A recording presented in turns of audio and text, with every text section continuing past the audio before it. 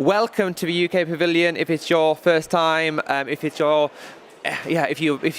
your first time and you've sort of probably been here for the coffee, welcome back. I'm David Saddington and I lead one of the strategy teams in the UK government. You might have seen last week that the UK Prime Minister announced our NDC committing to reduce emissions by at least 81% by 2035.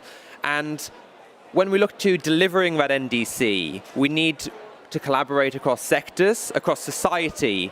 But today's event is collaborating across generations, because as the screen over here says, problems that span generations require leadership that does too.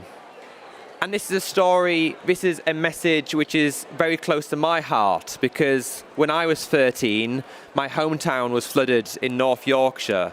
And since then, as an activist, as a policymaker now, I've been navigating these spaces, but looking back at when I first started coming to COPs, I know that these spaces can be intimidating. They're full of acronyms, and often they're not set up to get the best out of youth leaders.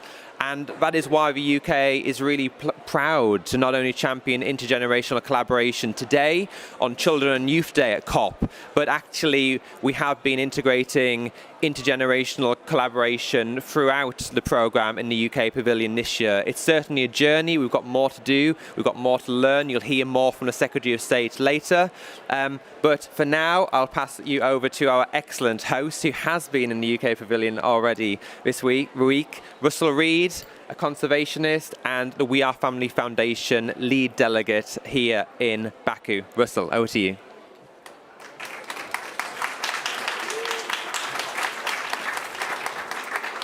Thank you, David. And yeah, it's exciting to be here for the second time since arriving in Baku. The first time was for a really, really exciting event with Secretary of State Ed Miliband as well. That one was the announcement of this new and extremely ambitious NDC that actually is Paris-aligned and actually gives us as young people something to look at and really think, if we can get there, we can have the futures that we're fighting for. It feels as though this has come after not just the advocacy on the streets from my generation, but from young leaders for decades now, that we've been calling upon governments to see this kind of leadership, to set the stage and put us in the right direction toward actually securing the futures that we, my generation and those to come and everyone represented here, needs to see. It is not lost upon me, however, that this announcement comes at a time where trust between generations feels like it's at an all-time low, where we don't seem to be really knowing and understanding one another, seeing the values that we bring, seeing the perspective that we have, and understanding that we do our best when we work together. You know, many of my friends, many other youth activists are not here. They're at the so-called anti-COP right now in Oaxaca. And that is not because they don't care. They're actually there because they really do. This isn't based on apathy. This is based on the real appetite that our generation has for true action.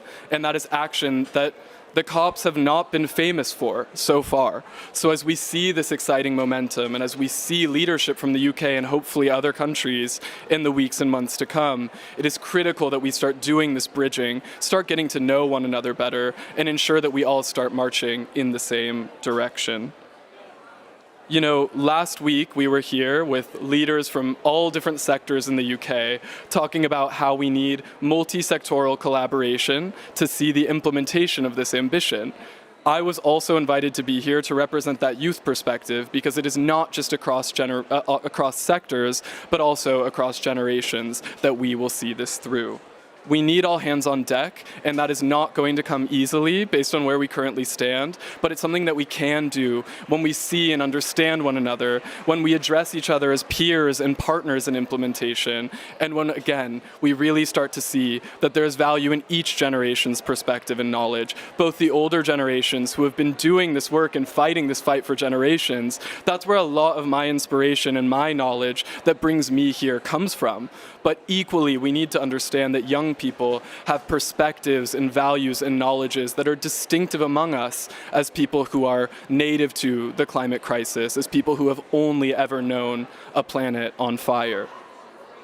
it is in that spirit of coming together and of building that kind of partnership and collaboration that We Are Family Foundation, alongside amazing partners that care about climate and Groundswell, and an amazing multisectoral and intergenerational coalition of leaders and organizations, have come together just last week, immediately after that event over here, to launch the campaign for a universal NDC youth clause. The NDCs, or nationally determined contributions, are due soon. They're due in February, and we see a continued need for bringing youth through youth inclusion into that text, but also moving away from seeing youth as just stakeholders, consultations, people who get called up at the 11th hour and ask for a last-minute opinion, actually shifting where we sit and saying that we are collaborators and partners who are necessary to see this implementation through. So we're really excited to have that campaign out there, and hopefully to start seeing that embedded in the very workings of these new national climate action plans. This session is an opportunity for us to really start to build those relationships across generations, to share the knowledges that we each bring, to sit in honest peer conversation with one another, and to look at how our knowledge is not apart, but together in conversation, perhaps with some disagreement, but often also with a lot of agreement and a lot of alignment, how we can sit together and start to build the foundation for meaningful intergenerational collaboration. And so without further ado, we'll get to the good stuff, and I'll invite our first two panelists to stage, who are two amazing Indigenous leaders who have inspired me from a very long time now, and that includes my lead delegate, Umazi Mvurya, and also Hindu Ibrahim, if you'd like to join us on stage.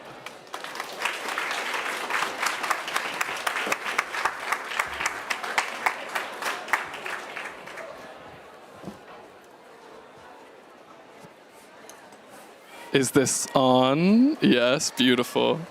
All right, so in the intergenerational spirit, I will start with Umazi, a youth delegate who's here. I would love if you could introduce yourself and your work, and also just tell us a little bit about how, as an Indigenous advocate and also a youth delegate, your experience at COP29 has been. Thank you, Russell. Hi, everybody. I hope you can hear me. My name is Umazi Mvurya. I am a We Are Family Foundation youth delegate, and I am part of an Indigenous community at the forefront of forest conservation in Kenya. That's a great question to start this panel with. So COP for me has been complex, where on the one hand, I am very rejuvenated and energized by being in the same rooms with people who are like-minded and share the same energy and spirit to champion some of the solutions and work very necessarily needed to address some of the very real issues that our communities face. But at the same time, I have felt exhausted and I want to say emotionally drained. This is because young people, first of all, young people go through hoops and leaps to be able to access this space. And then when we are, just like Russell mentioned, we're tagged last minute as speakers, you know, can you give us your opinion here? And a lot of the times when we leave these rooms, it doesn't catapult into any tangible action. And so, you know, for me, I wonder if COPs have been resulted into just like, or if climate action has resulted into like events and that's it, versus where I'm thinking something that for me, for instance, would be very powerful would be like, if some of the events and dinners that I have attended, for instance, instead of serving 4 courses of meals, if we served 1 course and then perhaps the money that would have been used for the other 3 courses can go into a fund to invest in some of the solutions generated at these spaces, right? So how do we push the needle forward to move into solutions outside of the very real and impactful conversations here? So as a young person, and I know many young people share these sentiments with me, where we are left to kind of go back to our communities and we're not really seeing any tangible action results and support resulting from some of the great connections we make out here. So it has been quite complex in that sense, but I am extremely hopeful in the sense that we're getting more stages to speak at. Now it's about pushing for those speeches to be qualitatively into action. Thank you. And that reflects something that we hear so often from other youth delegates, our new friends, that we make in these spaces, that we want action, that appetite is here. And that's really what we want to get into today, is how we can start channeling that, bringing that energy in and starting to push for the urgent action we need. And now, Hindu, you have been coming here since you were a youth delegate yourself and really come up to become a true leader in this space. And I'm curious first, what kind of help or what kind of assistance could you have seen being valuable when you were a youth delegate to get you where you are faster? And now as a leader in these spaces, how do you champion inclusion in your own work? Thank you very much. Firstly, I think by having this kind of conversation is really empowering for the youth delegate who can be there. Getting the space, organizing the event, I think this is really very important. So when I started in the climate negotiation, as he said, I was very young, and then I had like double marginalization because I was young. I was coming from indigenous communities. Triple, because I'm a woman. Quadruple, because I'm coming from a black communities from Africa. So it has been very difficult just to show up and say, oh, I'm coming from the communities, from indigenous peoples, from a woman, and you are youth. So people just say like, oh, you're coming from a marginalized group, you have nothing to add in the table. So then you just like come there maybe to ask about find my people. So they do not take you seriously, and that have been very challenging. Then I think like many youth delegates are finding themselves on that. And then the second challenge generally for all the youth when you come there, so then like, oh, it is a party driven. So you are coming under like another badge, NGO's badge. So it's very difficult to get your voice that to be here. And another challenge that I had, like when I come, I'm like, okay, I'm coming under the country badge and you have to listen to me. They listen by respect or just to do not feel bad. And at the end of the day, they go back to the business as usual. So then you feel the frustration, like, am I a checking box or am I really like making my voice? So then that helped also to build me to become stronger, to say like, it's not going to make me shut up. It's not the way that you are treating me that I have just to forget and say, I'm not coming back anymore. I will keep coming, then I will tell you what you don't want to hear. So, and I'm by character, I'm like someone who can make my voice to be here. And the reason that I have to make it, which without just shying or saying I don't have my place there, because I'm thinking always about my community back home that do not know what is COP, that do not know all the acronyms that you said, UNFCCC or NDC or whatever. I'm like, I'm representing them. I'm so lucky to be there. I have to make their voice to be listened. So then I keep raising my voice, saying the truth, and telling them what is happening, and getting that back home. I'm not just an international person to come, but I'm a grounded person where I go back to my community, drinking the river or lake water, and sitting with them and telling them what is happening with the ministers or head of state. So this is so important if you come as the young person, to do not forget where you come from, why you are here, from whom you are speaking. So that's really give me the voice. And to your final point that you say, what make me like really being strong and speaking everywhere. So being as a group, as a collective, being with the indigenous people's caucus, so I'm not alone, then I do not feel alone. And then speaking for all the rest of the regions of indigenous peoples, that make my voice like going also further than just an indigenous Mbororo woman from Chad. And this is so important. But to link it with the subject here, the NDCs, I was checking just from my computer how many countries that submitted the NDCs and how many countries you can look at who mention youth or who mention indigenous or who mention communities. They are so little. So how are they going to represent us if even they do not mention us into the NDCs that they are updating? How are they going to implement it on the ground? Because we are the people who are implementing in our organization, in our communities. So those kind of challenges continuing. And so we cannot just do our voice at the international level. We have to hold the government accountable at the national level and make our voices in the national policies and use that to implement it better for the community. It's not an easy job, but we have to do it all together. And this is the reason I also accept to come to this panel. Thank you so much. And there's a really good tie-in to my next question there, because I've seen Umazi be someone who brings that same energy, that authenticity, and that willingness to speak truth to power in rooms where often you are not represented among these leaders. And so my question to you is, what energy in your own experience in seeing other youth enter these rooms where we aren't necessarily well represented, what energy do you see change when young people are in the room, and what value do we bring to these rooms that are where we don't often occupy? That is an amazing question. First of all, young people have a lot of value to bring. Contrary to popular belief, a lot of people think that young people do not bring any experience. We actually bring, first of all, a lot of experience. Some of it is lived, some of it is educational, some of it is professional. For instance, when I look at the makeup of my delegation, we have a climate strategist, we have a climate mobilities researcher, we have a climate innovationist, we have a grassroots activist and conservationist. So there is such a breadth of skill sets that young people bring to these rooms outside of the position that we've been traditionally placed at, where we're like thrown, you know, young people are the protesters, right? You're the screamers. No, we bring a lot more to these rooms than that. Secondly, outside of experience, we bring such a global mindset. We have been privileged to grow up in like what I call the digital age, and we have access to communities and information and stories from multiple communities.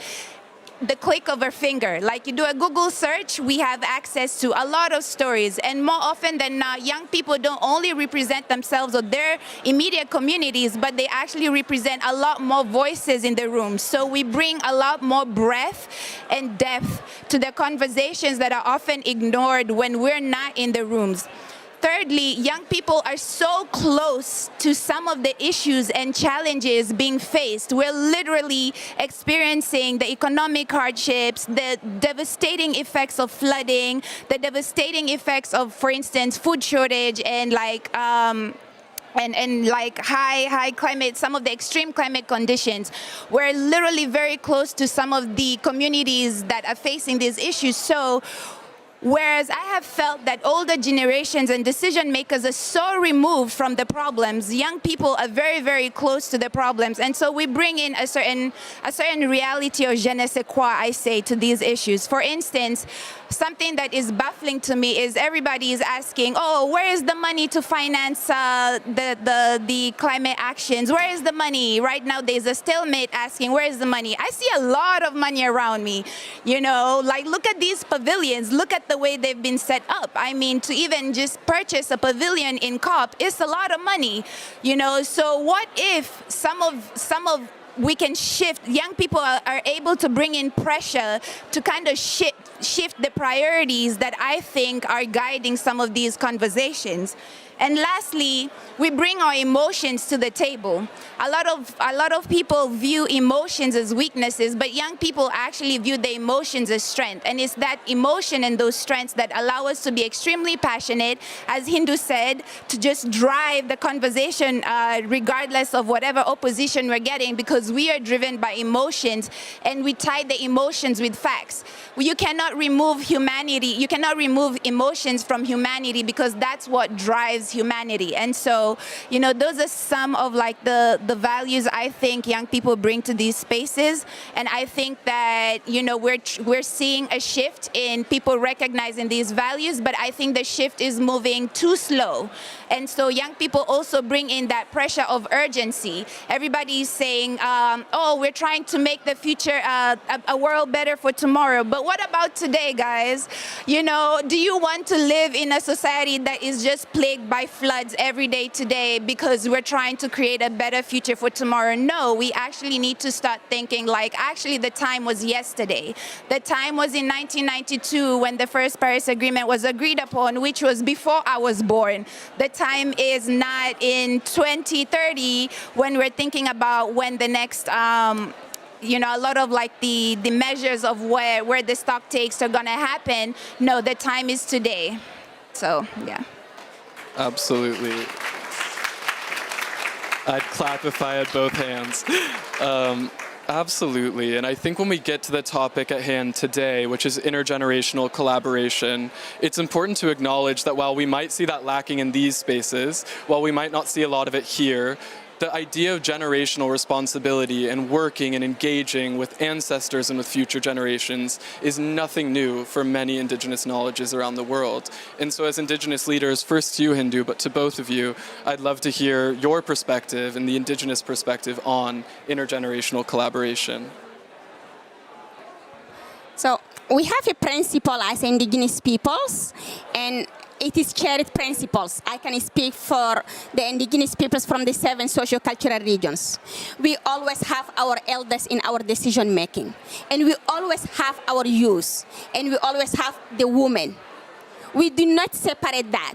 It's not like let's have a negotiation if we do have women in the climate or not. Let's bracket it women and girls, or let's like please add Indigenous people's wording, please add youth wording. It's not like what's happening in the negotiation. The Indigenous culture and wisdom in our society is a community in his entire. Community is included man, included women, included elders, included youth, included people with disability. So we do have all these as intergenerational together. We do not think differently. So we always said, like I have a proverb in my community that we said, your one hand cannot clap. You need your 2 hands to make a noise to clap. So we do not choose or put someone into the boxes at all. And in all our community, we have those kind of proverbs who say the same thing. You cannot choose a side at all. And when it comes to the knowledge, it is a generational exchange knowledge that we have. How you can learn from your elders. And we also said in my people, if you do not know your past, you cannot build a better future. It cannot work. So your past is learning from your elders and getting all the knowledge and the wisdom that from your elders. So when we talk about intergenerational exchange, so coming to the climate, we are seeing many people saying like, yes, the youth are there, they can fix it. Like seriously, they cannot fix your mess. You have like to clean your mess yourself and leave the better place for them. Which kind of responsible you are to just to say like the youth can fix what you did. So you have to make yourself responsible to fix the mess and to let the youth to lead in a better place. So I'm always saying that the Indigenous youth are doing their best, always to learn from the elders. But elders are the guidance. They are all the ones who are cleaning the way, who are giving the light, and then the youth can learn from there. So how we can take this wisdom and take it into the negotiation? When we ask that we want to have the youth representation or the Indigenous youth representation, that means we wanted to have the wisdom of those peoples to be represented. We don't want to have only the mention of the 2 words. We wanted to have the wisdom to be in addition to what is asked there. And when we say also we wanted to have the knowledge, so our knowledge are based on 7 social and in 7 generations. It is not about 2030. It is not about 2050. It is about 7 upcoming generations. What our action today on climate, when we talk, for example, in the critical mineral to do the renewable energy, fine for today, but what will be the action for the 7 upcoming generations? Is that going to impact the land negatively? Is that going to impact the land positively?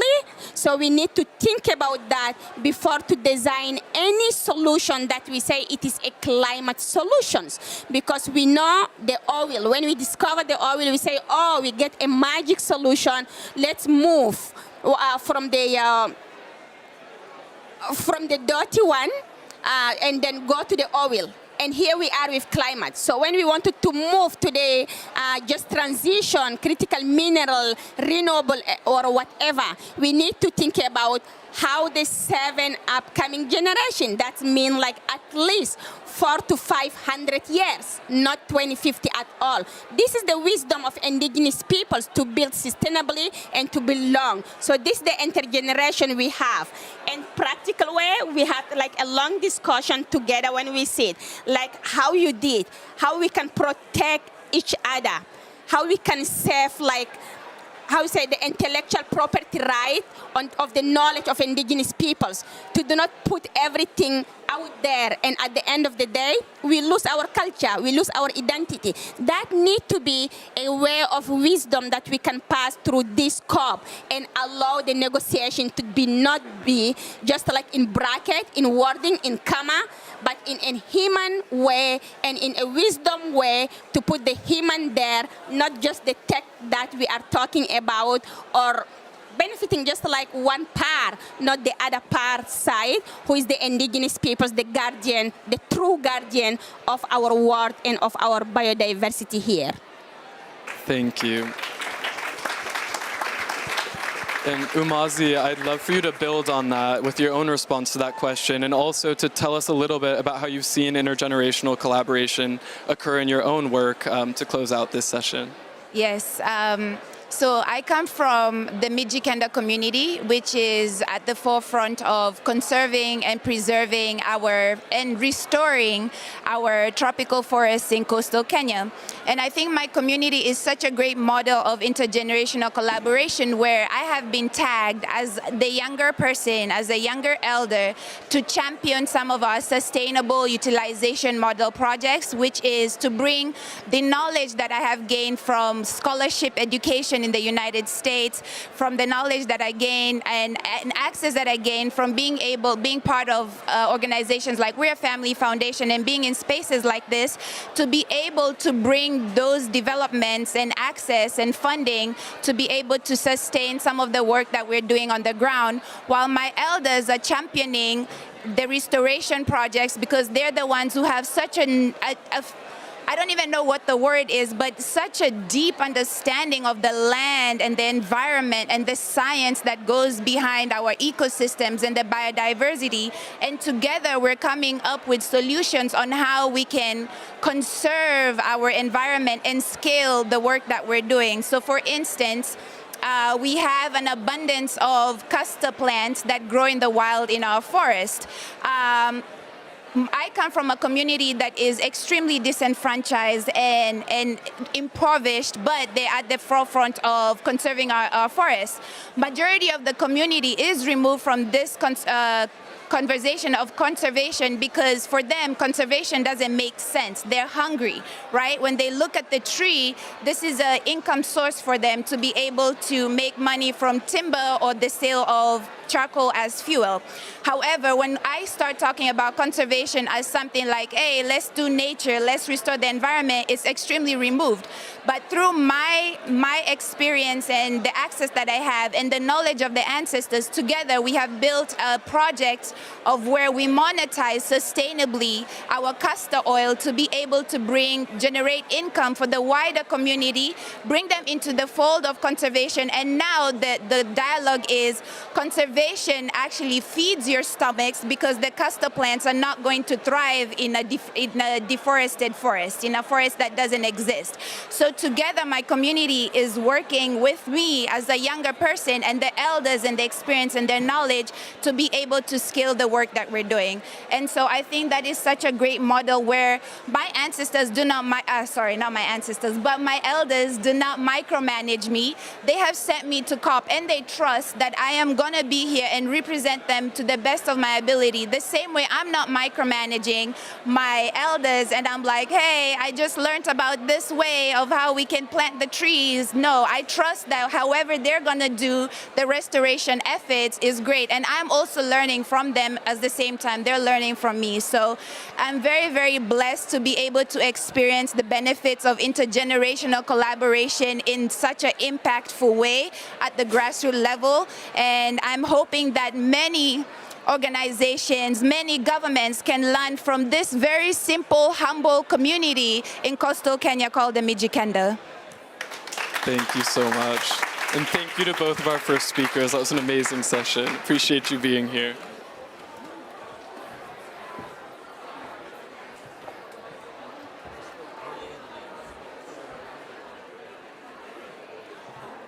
Can you hear me on this one now? Amazing. All right, well, I'm really excited then to start our second conversation. One of our amazing panelists will be another one of our amazing lead delegates, Italo Ribeiro from Brazil, if you'd like to join us on stage. And before we get started, I would like to introduce our other panelist who has an exciting announcement to make. That is Secretary of State for Energy Security and Net Zero in the UK, Ed Miliband.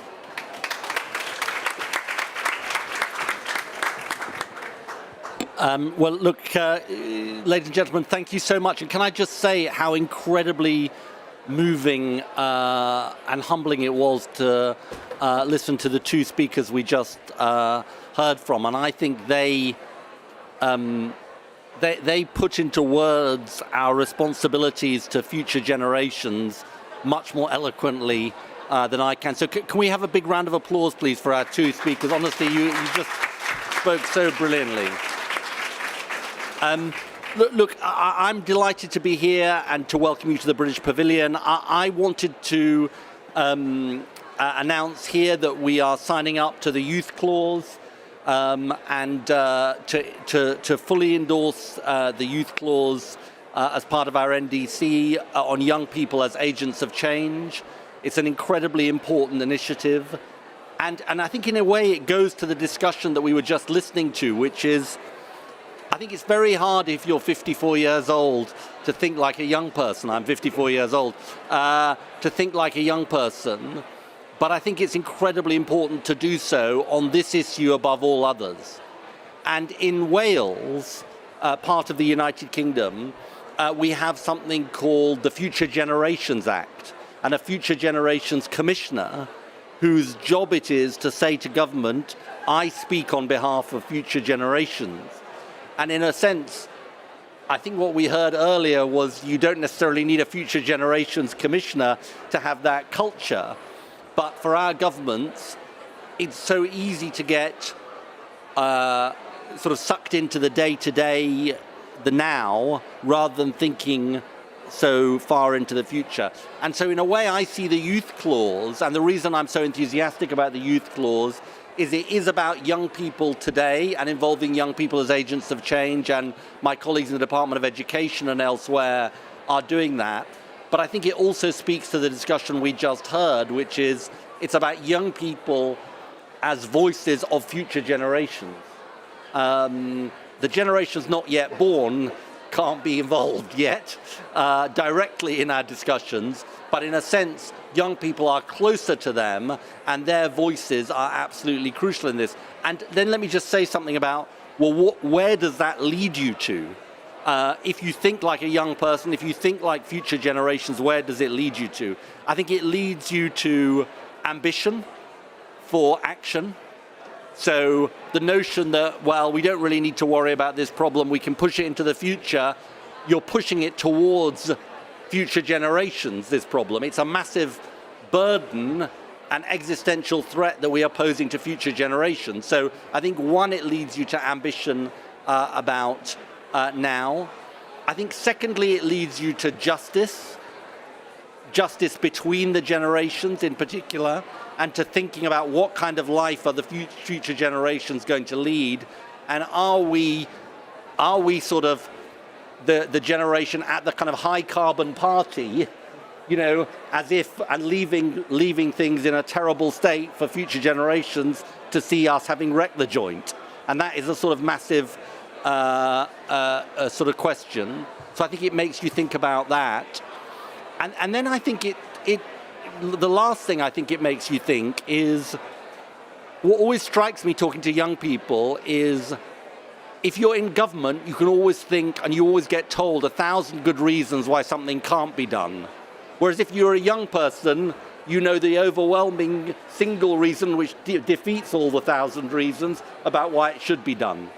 And in a sense, I think part of the challenge of being a government minister is not getting sucked into the 1,000 reasons. You've got to listen, and you've got to be a voice of, you know, sort of rationality and reason and, you know, being sensible, but not if it leads you down a path of saying there's nothing we can do. And I think if you're a young person, you're thinking, don't tell me there's nothing we can do. There's always something we can do. So, look, I'm delighted to endorse the Universal Youth Clause. I think it's an incredibly important initiative, and I hope to be working with you on how we make sure that we take this seriously in our work going forward. Thank you very much.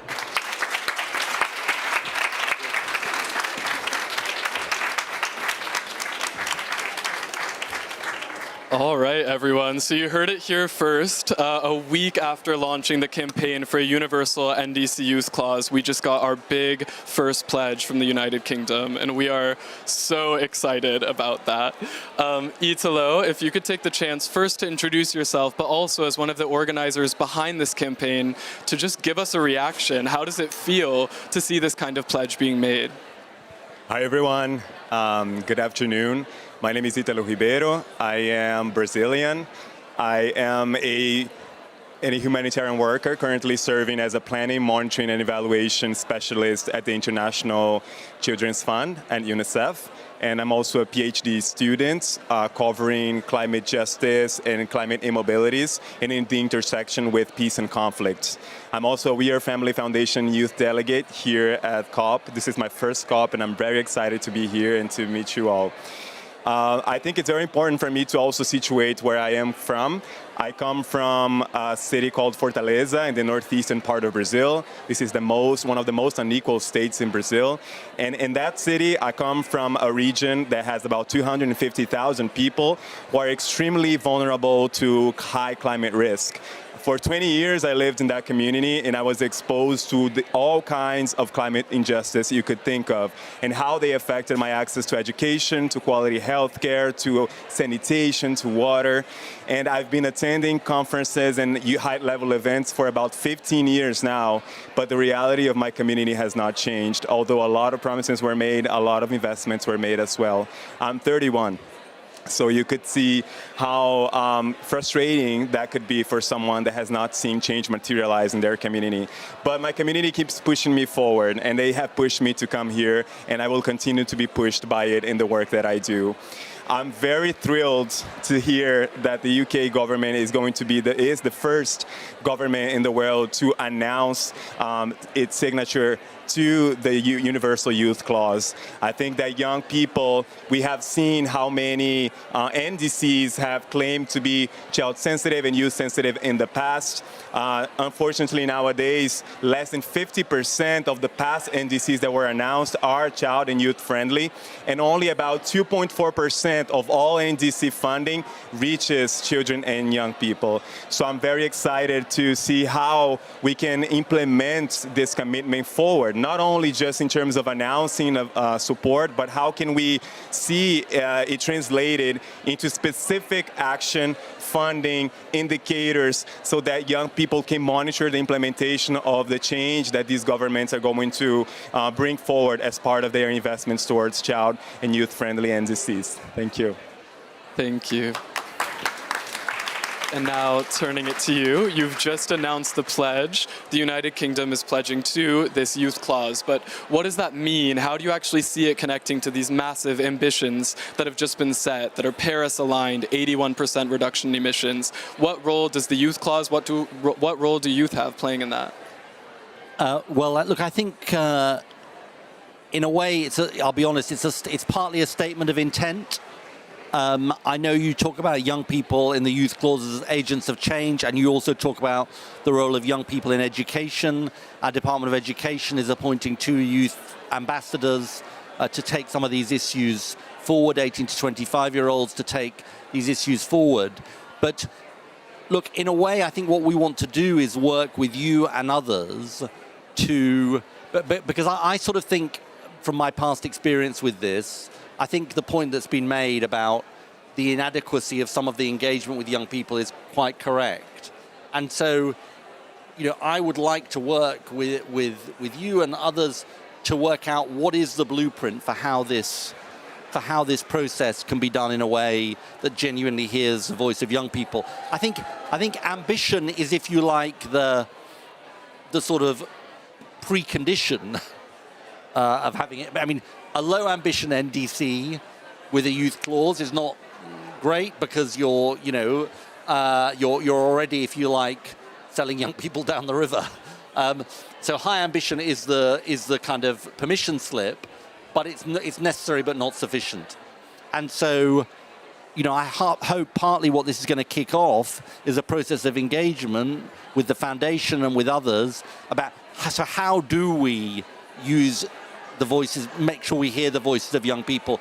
And I'd make this other point also, which is it's about hearing the voices of young people in the setting of policy, but I think it's in turn about the role of young people as ambassadors for why this matters. And I think part of the challenge, if I'm honest, is when governments think this is our job to implement our NDC of 81%, well, it is your job or our job, but it's everyone's job as well, and it's our job to involve people in this, so it genuinely feels like a mission and a movement. We have this phrase that we use in government, which is it's our mission. It's got to feel like a mission. So in a sense, I'm kind of being honest with you. I think hold us to account, work with us on making this universal youth clause a reality rather than just a signature. Gladly.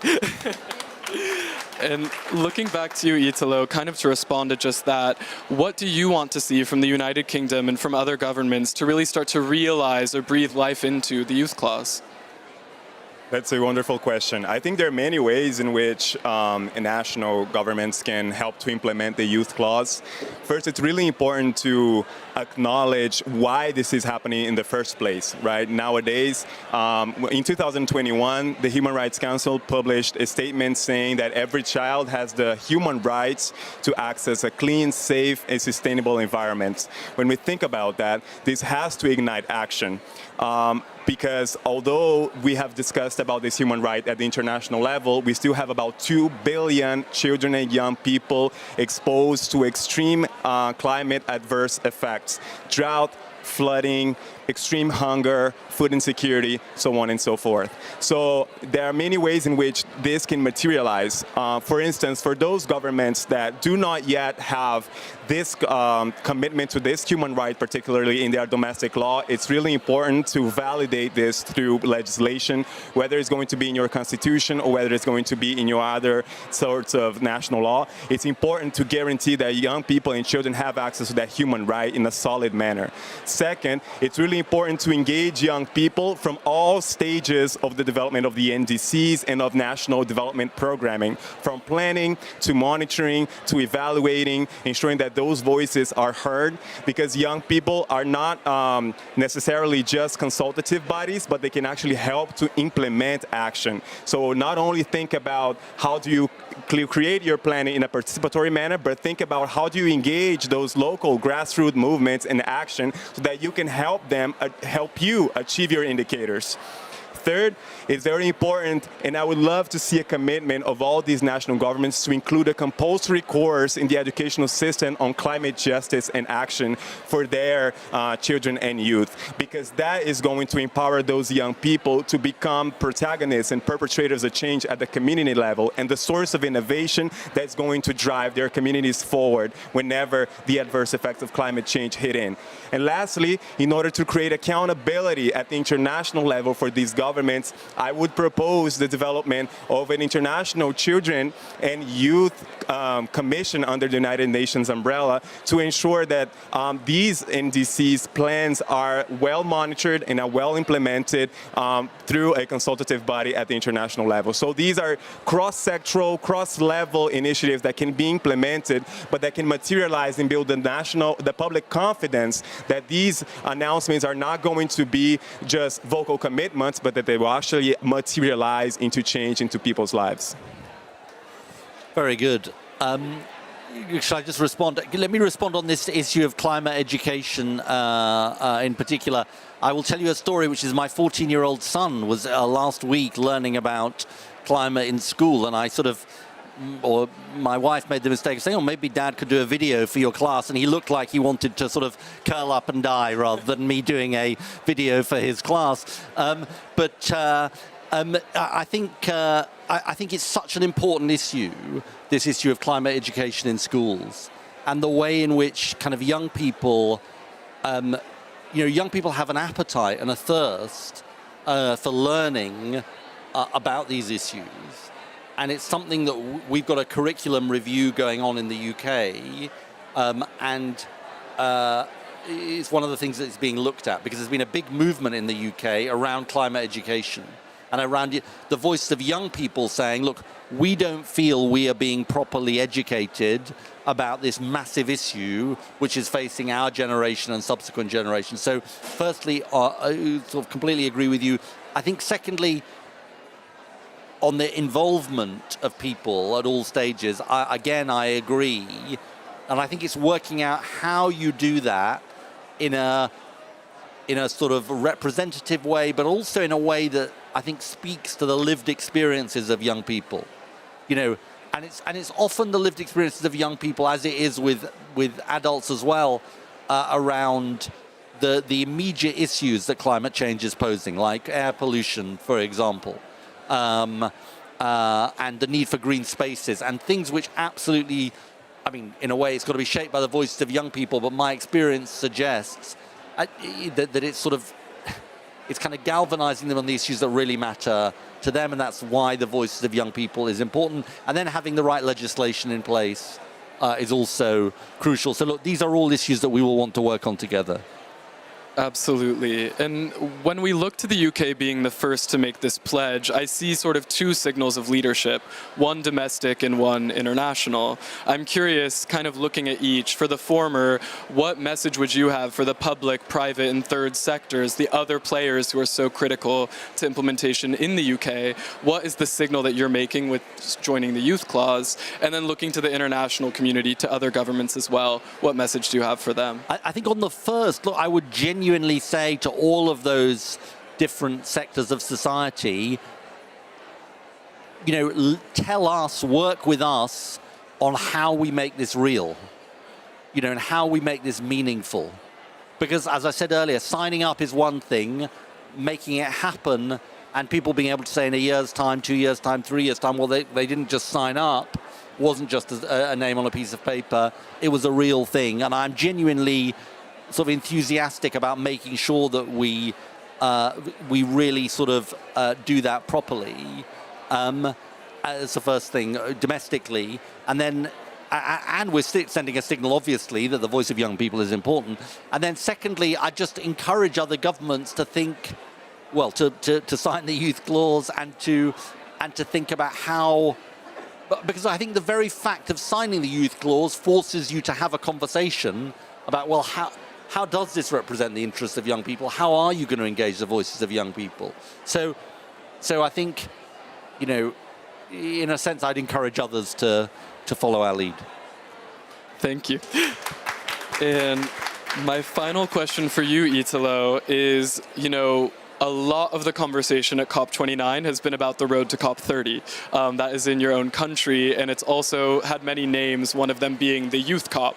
But what do you want to see from different players, including your own government and others, to really feel like it is the Youth COP, to make that feel real? Thank you so much, Russell, for that question.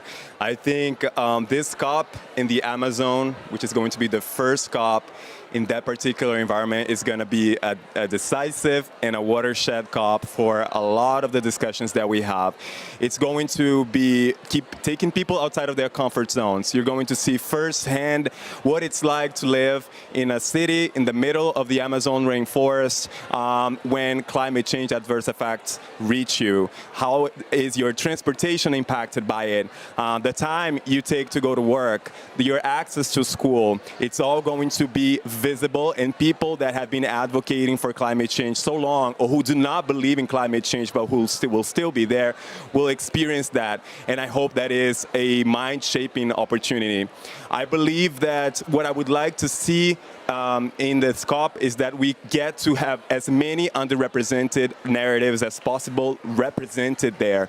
There are many indigenous communities, many riverside communities, minority groups that have not been able to attend the developed countries' COPs because they don't have the financial resources to afford it. But those are the ones that are being affected by the decisions that we are making here. So I hope that the Brazilian government is going to ensure that those groups are represented, not in a tokenistic way, not to be outside outside of the pavilions or of the venue, but they are engaged in every step of the way of the negotiations, of the programming, of the development of the themes, and that's how we're going to first start including young people effectively in the agenda. I also would like to see the Brazilian government think about how do we engage and leave a legacy for young people after COP. And one of the ideas that my fellow delegate Umazis brought to the conversation in the earlier panel really inspired me to think, what if the Brazilian government started thinking in terms of financing, if we could get the donors, if we could get airline companies to donate a percentage of their investment or every airline ticket that you buy to Belem to go towards a fund that's going to be invested towards climate adaptation mitigation initiatives at the local level by young people, by minority groups, by those people that are underrepresented here, or to ensure their participation in future COPs. That is how you make COP inclusive. That's how you make the youth COP, and not just by simply putting photos of young people everywhere, getting them to speak in interviews, getting them to speak at events. We need concrete solutions so that we are able to drive the change in our communities further outside and beyond the walls of these conferences. Thank you. And, sorry, I would love to see Brazil be the next country to sign the international NDC Youth Clause. Because if you're going to be building the youth COP, you have to set the example. And I hope that not only Brazil, but many other countries will follow the example of the UK government. That leads to my final question to you quite nicely, which is that just a week ago we shared the stage with Anatoni, one of Brazil's main climate leaders, and we were talking about the need for international cooperation, collaboration to reach these ambitious NDCs. Hearing that from Italo directly, how do you imagine being able to partner with Brazil to actually cement some of this in the next year on the road to COP30? Well, look, I think in a way the UK's partnership with Brazil is a very important signal, because I think, you know, one of the dangers of these events is that because of the global injustices that we face, that we end up with a sort of fight between the global north and the global south. And my general experience of these things over 15 or 16 years is if we end up with a COP involving sort of finger pointing and blame, it doesn't go well. And therefore, we've got to listen to each other's perspectives, listen to each other's point of view, and come together, global north and global south. And the truth is that we have very different stages of development. We have very different domestic situations. But every country faces the threat of the climate crisis. Every country has an interest in tackling it. And every country has their own, what I always call compelling constraints, and they're different, but only by empathizing and understanding what those constraints are can you move forward. So, you know, we are very proud to have announced our NDC at the same time as Brazil. We're very proud to be partnering with Brazil. We want to partner with Brazil in the run-up to COP30. It's obviously, it's not for me to tell Brazil what to do, but I'm sure that they will hear your message on the Universal Youth Clause. But I think, you know, I think as much as possible, the only way forward is to bridge our differences. And let's find a way in which the young people in Brazil and young people in the UK can also learn from each other, bridge their differences. And I think in this world, this issue of how we understand each other, how we empathize with each other is absolutely fundamental to success. So look, for my part, we really look forward to working with Brazil in the run-up to COP30 and making a successful COP and a successful youth COP as well.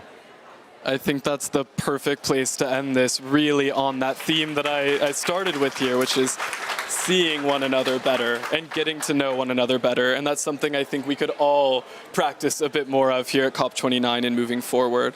I'm going to keep it very brief on the closer here and just say that this is huge. This is our first country, but we did put universal into that name, which means I believe we have about 196 to go. And that's where I turn to everyone here, everyone listening to this.